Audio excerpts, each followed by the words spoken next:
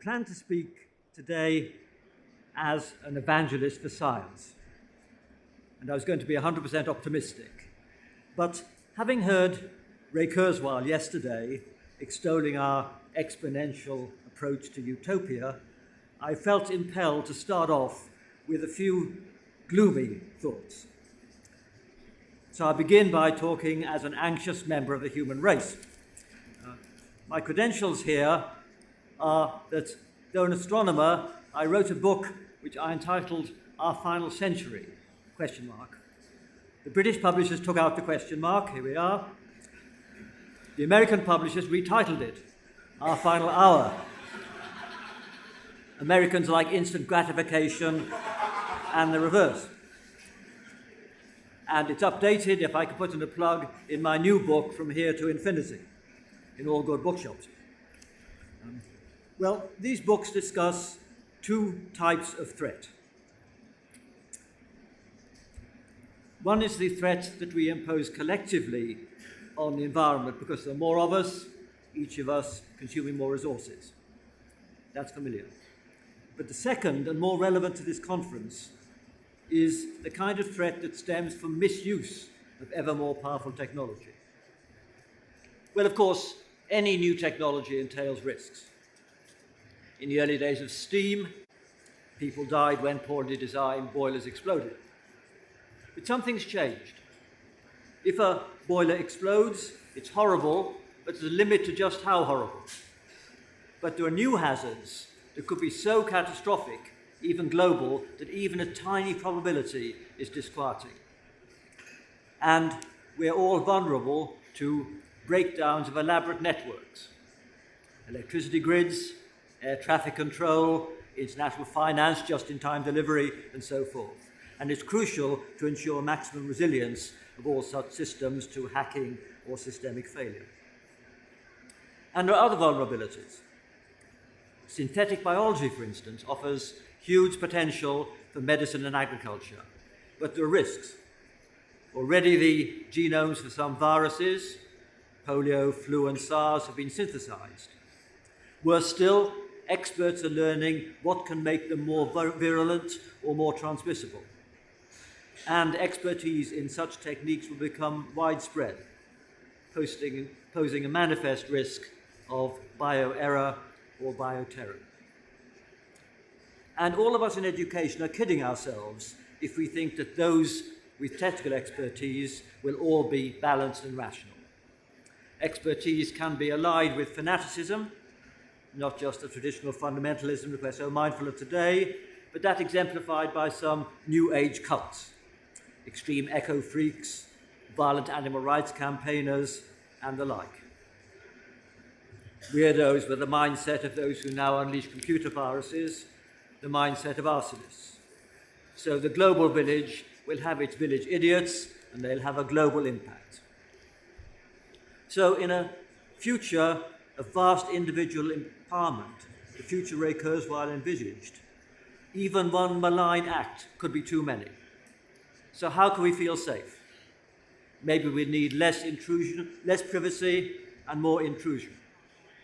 Maybe that'll happen anyway, because the rash abandon with which people put their details on Facebook and our acquiescence in CCTV everywhere means that a shift of that kind would lead to little resistance. Or will there be pressures to constrain diversity and individualism, like the movie Minority Report? Well, I don't have any answers. I'm an astronomer, not an astrologer. But I'm worried that in 2040 we won't be acclaiming the singularity, we'll be desperately trying to minimize these existential risks.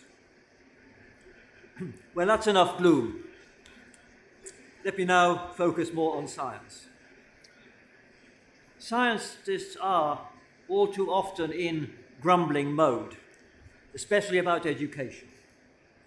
They moan that the public doesn't understand them and isn't interested in what they do. But I think they complain too much. Public ignorance isn't peculiar to science. It's indeed sad if some people can't tell a proton from a protein, but it's equally sad if they don't know their nation's history, can't speak a second language, or can't find North Korea or Syria on a map. And, of course, many can't. Indeed, I'm gratified and surprised that so many people are interested in dinosaurs, the Large Hadron Collider, the Hubble telescope, or alien life, or blazingly irrelevant to their everyday lives. And we should be grateful, of course, to David Attenborough, Rob Winston, Brian Cox, and other popular writers and TV presenters for amplifying this interest. But even without media encouragement, the very young have a natural interest in science, whether focused on dinosaurs, tadpoles, or space. And the challenge for educators is, of course, to sustain this interest through and beyond the primary school stage. Space is something of special interest, and I'm very proud of this picture signed for me a few years ago by 7 of the astronauts who walked on the moon. Manned space flight inspires very many people. Well, the enthusiasm of young people often isn't sustained, as we know, because formal education in science is suboptimal. More than 2/3 of primary school don't have a single teacher with a science qualification.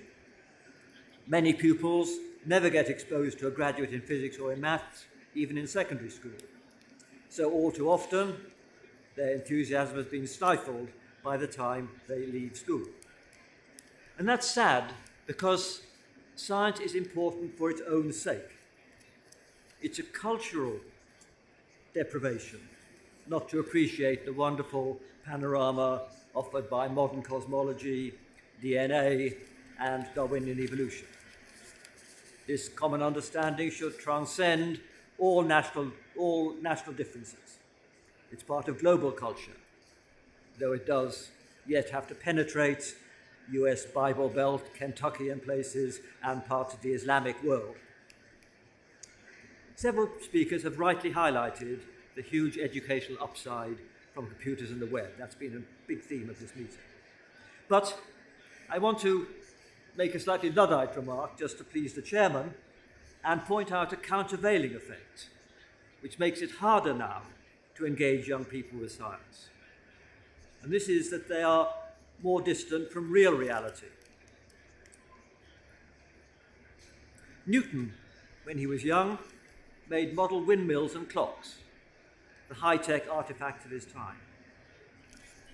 Darwin collected fossils and beetles.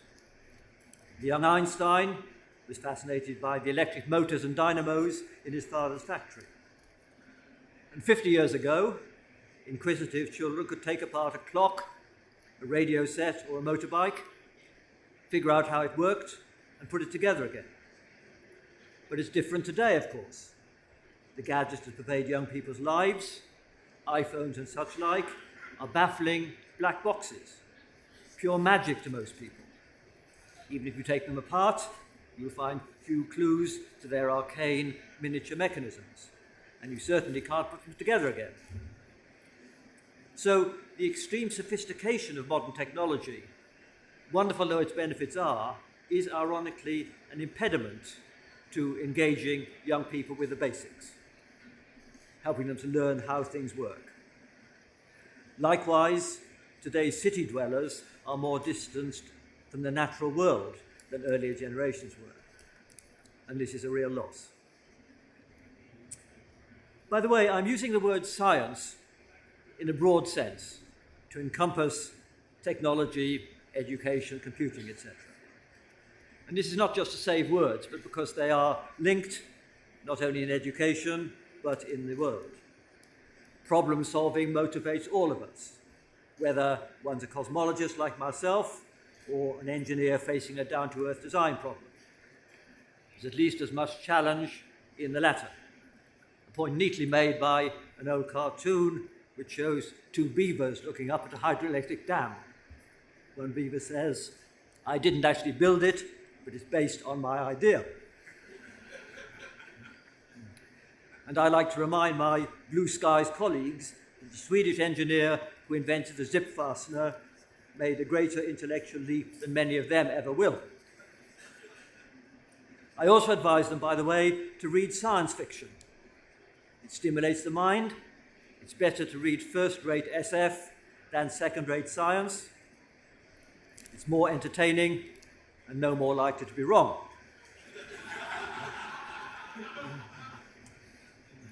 And we do want to attract the brightest and best of the next generation into science. And here, prominent role models will be helpful, preferably not all male, grey, and stale. We need the nerds, but we can't get by with just the nerds. A decade ago, BBC TV ran a series of programmes to identify 100 greatest Britons. The advocates of Darwin and Newton slugged it out among the final 6. But it was the third contender, Brunel, and he surprisingly did better than either of the other two. There were 2 reasons. First, his advocate was Jeremy Clarkson. Second, there were rumours that students from Brunel University voted early and voted often. Nonetheless, this was an all too rare instance of a great engineer being publicly acclaimed. The other finalists, by the way, were Churchill, Shakespeare, and Princess Diana. But Brunel is long dead, so why can't more of our top scientists and engineers have the profile of our leading architects, say, of people like Foster and Rogers? It's good that James Dyson, for instance, is pushing for this cause, but engineers are frankly terrible at PR. They don't highlight their leading individuals. There are concerns in the United States about fostering scientific talent. Back in the 1950s, the launch of Sputnik galvanized the US into strengthening its science. And in a speech last year, President Obama said that the US faced another Sputnik moment, and that spearheading science, education, and research would be the engine of economic recovery. He gave a nice metaphor. If you're on an aeroplane that's overweight, it doesn't help to throw out an engine. And this message, important for the US, is even more important for us here. We mustn't get trapped in a downward spiral. And of course, if you look globally, there is a tectonic shift in the international balance. By mid-century, it'll be Asia that constitutes the world's physical and intellectual capital. That's where it'll be concentrated. We're seeing the end of 4 centuries of Western hegemony. But we shouldn't deplore this. It's not a zero-sum game. Just as there's more creativity per capita in a big city, so there will be more in the world now per capita, now we're networked globally. Now we're all immersed in a cyberspace that's ever more information-rich and sophisticated. And that's been a big theme of this meeting. As Ray Kurzweil said, there will be huge enhancements in computer power via the future manifestations of Moore's law and perhaps via further qualitative advances like quantum computing. This will have 2 huge consequences. First, it will have an ever greater role for simulations in, say, simulating the climate, but especially in subjects like my own, in astronomy, where we can't do experiments on galaxies. We can't crash 2 galaxies together and see what happens, but we can do this in the virtual world of our computer. And here is a computation of 2 galaxies crashing together, a sort of train wreck, and they eventually will merge. This is speeded up 10 to the 15 from real time, but the Andromeda galaxy will hit us in 4 billion years, and this sort of thing will happen. So be warned. So computer simulations will be more and more important. And a second benefit of computers is that data mining, mashing, etc., will be a new route to discoveries. Indeed, it'll be a new kind of science. Discoveries worthy of Nobel Prizes will be made by brute force rather than by insight, just as a world chess champion is a machine. Moreover, these discoveries can be made, unlike in the past, by people based anywhere in the world. For example, astronomical information used to be stored on delicate photographic plates, which weren't easily accessible and were tiresome to analyze. Now such data And likewise, large data sets in genetics or particle physics can be accessed or downloaded anywhere. And one benign consequence of this is that the internet allows millions to participate in frontier science. For instance, in the Galactic Zoo project, spearheaded at Oxford University, images of 3 million galaxies. Like these here, this shows a tiny patch of sky. It would take 100 patches like this to cover the full moon in the sky, but look at all the galaxies there. Classifying these could be labor intensive, but the work's being shared by thousands of keen amateur astronomers, many of them of school age. And in biology, 40,000 PlayStation 3 enthusiasts explored the combinatorial options for protein folding, via folding at home.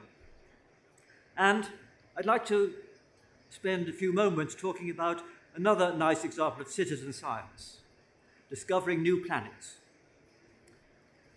Just a word about this. One of the most exciting discoveries in the last 10 years is to realize that the stars you see at night aren't just twinkling points of light. Most of them are orbited by a retinue of planets, just like the familiar planets orbiting our sun. And we would love to find out more about them.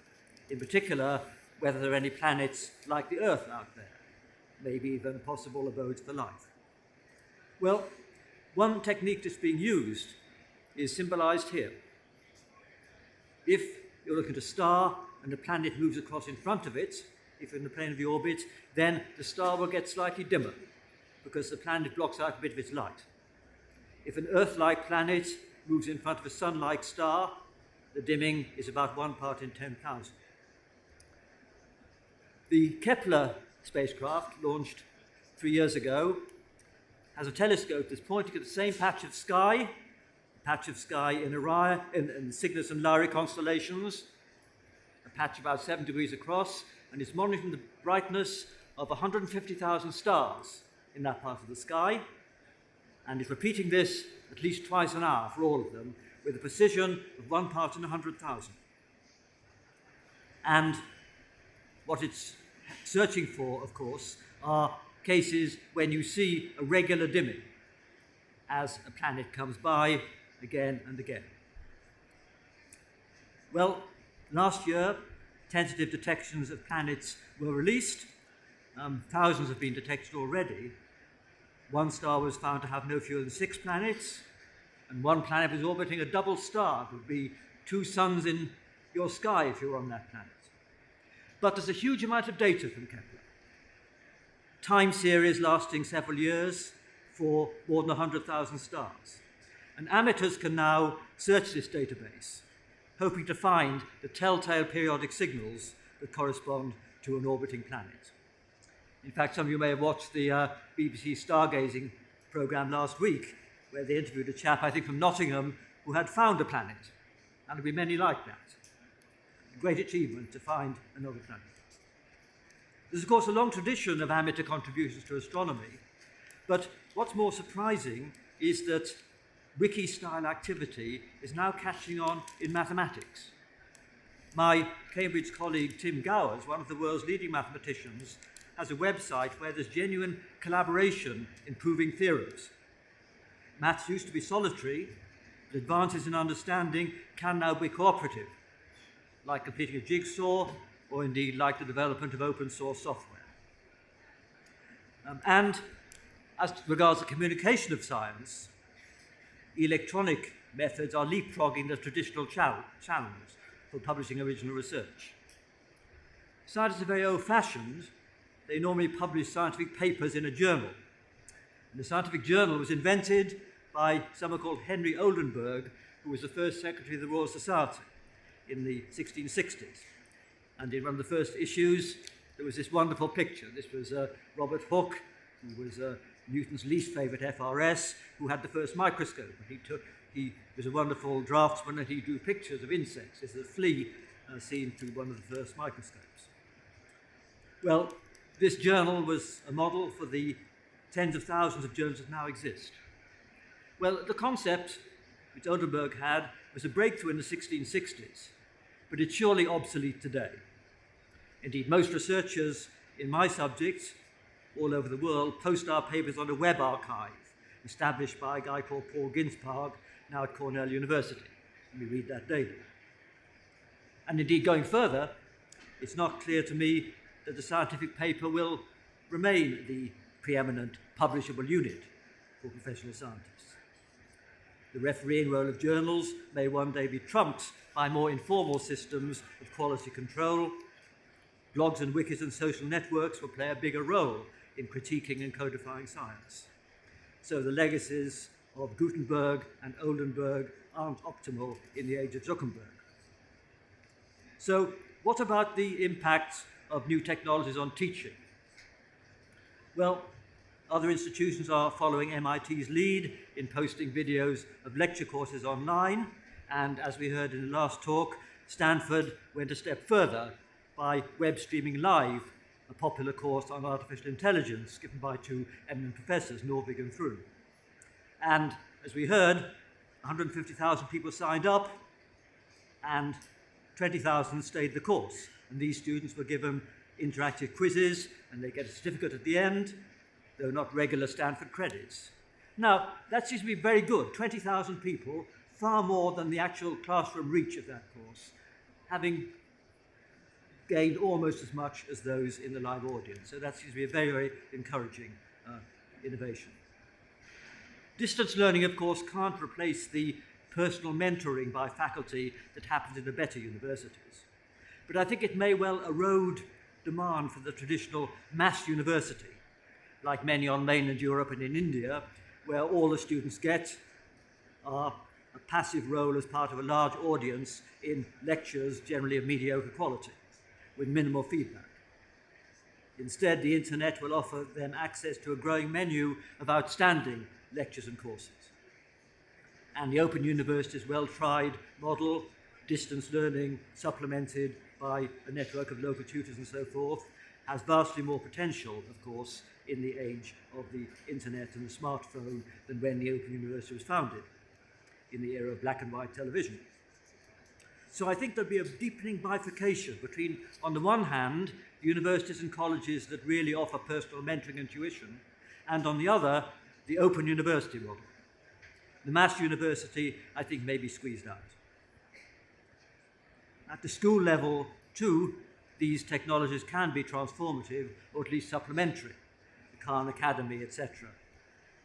And, of course, they can give not just professors, but some classroom teachers a global reach, but can never eliminate the need for high-quality professionals in the classroom. And, of course, the shortage of such teachers is one of the big problems, and I don't have time to discuss remedies here. Well, finally, let's recall a key reason why science education is important, apart from simply it being part of our culture. It's important because today's young people will grow up in a world ever more dependent on elaborate technology, but also more vulnerable to its failures and misuse, as I said earlier. Society needs to address questions like who should access the readout of our genetic code, how will lengthening lifespans affect society, should we build nuclear power stations or wind farms to keep the lights on, can the world support 9 billion people, should we use insecticides or plant GM crops, should the law allow designer babies. Choices on all these things can't and shouldn't be made just by scientists. They need wide public discussion. But for that discussion to rise above mere tabloid slogans, everyone needs a feel for science, for our environment, and a realistic assessment of risk. And that's the challenge for teachers. That's why we should maximize the educational upside from computers and from the web. But I want to end by echoing what Ellen MacArthur said yesterday about a sustainable future. We need a change in priorities and perspective, and soon, if all the world's people are to benefit from our present knowledge and from the further breakthroughs that this century will bring. It's urgent to apply new technologies optimally and to avoid their nightmarish downsides, to stem the risk of environmental degradation, to develop clean energy, and to ensure that we don't, in 2050, still have a world where billions live in poverty and the benefits of globalization aren't fairly shared. We need to broaden young people's sympathies in both space and in time so that they act as global citizens and perceive themselves as part of a long heritage and stewards for an immense future. I'll close with a personal perspective which strikes me whenever I visit a cathedral. This is Ely Cathedral. The builders of this cathedral lived in the fens. They'd probably mainly never been more than 100 miles. Even the most educated of them knew of nothing beyond Europe. They thought the world was a few thousand years old and that it might not last another 1,000. But despite these constricted horizons in both time and space, despite the deprivation and harshness of their lives, despite their primitive technology and meager resources, they built these cathedrals, though they knew they wouldn't live to see them finished. And their legacy still elevates our spirits nearly a millennium later. What a contrast this is to so much of our discourse today. Unlike our forebears, we know a great deal about our world, and indeed about what lies beyond. Many phenomena still make us fearful, but the advance of science spares us from irrational dread. We know that we are stewards of a pale blue dot in this cosmos, a planet with a future measured in billions of years, a planet whose fate depends on humanity's collective actions this century. But all too often, the focus is short-term and parochial. We downplay what's happening even now in impoverished, far-off countries. We give too little thought to leaving a fair inheritance from our grandchildren. And widening these perspectives is surely a prime educational goal. So that's my final thought. Thank you very much.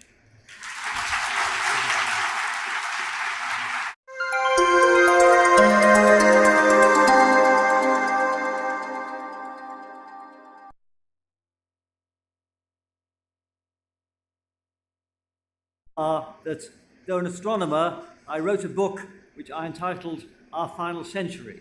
The British publishers took out the question mark, here we are. The American publishers retitled it, Our Final Hour. Americans like instant gratification and the reverse. And it's updated, if I could put in a plug, in my new book, From Here to Infinity, in all good bookshops. Well, these books discuss two types of threat. One is the threat that we impose collectively on the environment because there are more of us, each is widespread, posing a manifest risk of bio-error or bioterror. And all of us in education are kidding ourselves if we think that those with technical expertise will all be balanced and rational. Expertise can be allied with fanaticism, not just the traditional fundamentalism that we're so mindful of today, but that exemplified by some New Age cults, extreme eco-freaks, violent animal rights campaigners, and the like. Weirdos with the mindset of those who now unleash computer viruses, the mindset of arsonists. So the global village will have its village breakdowns of elaborate networks, electricity grids, air traffic control, international finance, just-in-time delivery, and so forth. And it's crucial to ensure maximum resilience of all such systems to hacking or systemic failure. And there are other vulnerabilities. Synthetic biology, for instance, offers huge potential for medicine and agriculture, but there are risks. Already the genomes for some viruses, polio, flu, and SARS, have been synthesized. Worse still, experts are learning what can make them more virulent or more transmissible. And expertise in such techniques will become one of us consuming more resources. That's familiar. But the second, and more relevant to this conference, is the kind of threat that stems from misuse of ever more powerful technology. Well, of course, any new technology entails risks. In the early days of steam, people died when poorly designed boilers exploded. But something's changed. If a boiler explodes, it's horrible, but there's a limit to just how horrible. But there are new hazards that could be so catastrophic, even global, that even a tiny probability is disquieting. And we're all vulnerable to